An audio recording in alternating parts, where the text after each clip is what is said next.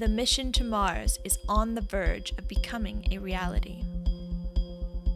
Our work centers on the challenge of creating a habitat for the first crew to arrive on Mars.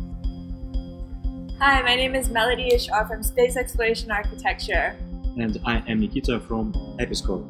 Together, we are participating in NASA's Phase 3 3D Printed Habitat Challenge to design and build a future Mars habitat. The design, called Mars X House, will be 3D printed at 1/3 scale using Apis coarse concrete 3D printer. The printing will happen during a live demonstration hosted by NASA at Caterpillar's facilities in Peoria, Illinois. We've already completed several rounds of testing and prototyping.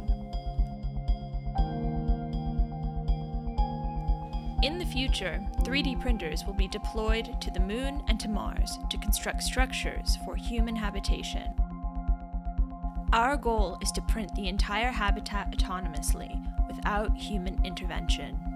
We need your support to pass 3 tests: a smoke leakage test, impact test, and crush test to show the durability of our structure.